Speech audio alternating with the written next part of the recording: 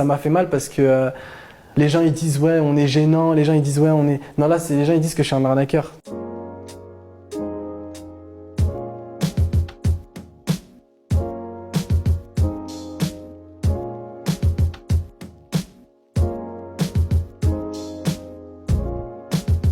On est vraiment venu ici pour vraiment éclaircir les choses à travers ce sujet, essayer de faire comprendre aux gens qu'on a regretté d'avoir proposé un truc qui n'est pas de notre image. Ce qui s'est passé, c'est qu'il y a 3 mois de ça, que j'ai commencé un peu à m'intéresser à tout ce qui était trading. Donc j'ai essayé un peu de m'informer à droite à gauche, j'ai vu plusieurs influenceurs, créateurs de contenu que je connais qui proposaient ça à leur communauté. J'ai parlé avec des traders sans vouloir bosser avec eux, mais plus pour avoir des informations.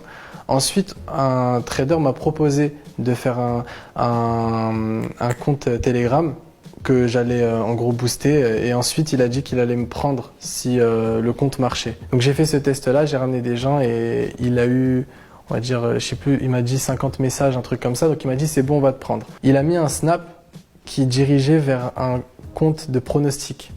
D'accord? Moi, je lui avais dit déjà les pronostics, c'est interdit. Enfin, moi, je veux pas faire.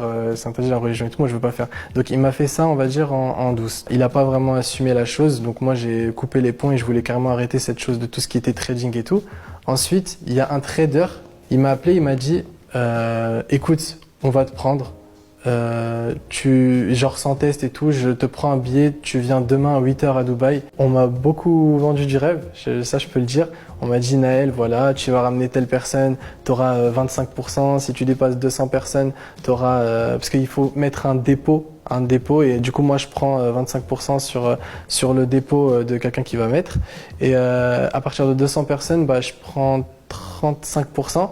Voilà, donc aujourd'hui, il y a eu des gens qui ont déposé et tout. Personnellement, si je peux te dire, ce qui m'a vraiment ouvert les yeux, c'est les vidéos des abonnés qui disaient je préférais Sana et Naël avant, mais c'est aussi des gens, des influenceurs ou autres qui viennent en privé me dire Naël, c'est pas très bien ce que tu fais pour ton image, montrer de l'argent, c'est pas ouf. Je faisais comprendre ça au trader. Il en avait marre que je lui dis, genre, je te promets que chaque soir, j'étais dans ma chambre, je regardais les vidéos, je lui envoyais des messages. Il m'a dit, écoute, je suis pas psychologue, moi, genre, il me disait des trucs comme ça, tu vois.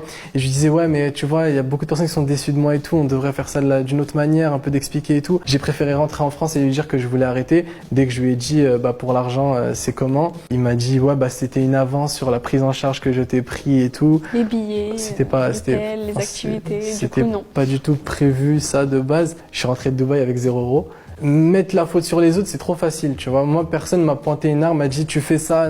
C'est moi, j'ai accepté. Maintenant, est-ce qu'il y a de la manipulation ou quoi? Enfin, sûrement, quand quelqu'un veut vendre un truc, il va forcément aller gros, ça aussi, je peux le dire, j'ai aussi été un peu aveuglé par l'argent. Parce qu'en soi, on m'a dit que ça gagnait beaucoup d'argent. Et vu que moi, j'ai un projet à côté que j'essaie de financer, j'ai pas assez. Donc, moi, je fais pas de crédit à la banque et tout. Je veux par mes propres sous. Et je suis vraiment désolé d'avoir fait ça. C'est moche. Déjà, avant que ce soit de la publicité mensongère, c'est dégueulasse déjà de montrer autant d'argent dans une vidéo et tout. Si aujourd'hui, n'importe quel créateur de contenu a réussi, c'est en très grande partie grâce à sa communauté.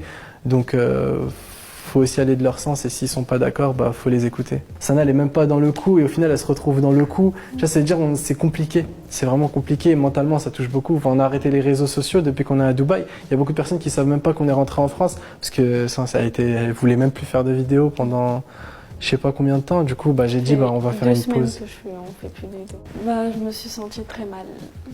Ouais, je vais pas mentir, je me suis vraiment sentie mal.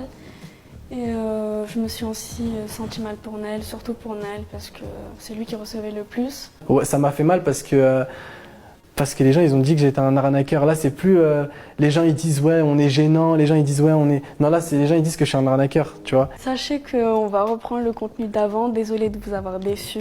On a beaucoup évolué, du coup vous n'allez pas vraiment retrouver les Sana et Naël d'avant. Mais on va essayer de se rapprocher au maximum. Le même contenu, on va proposer le même contenu qu'avant, quoi. Ouais.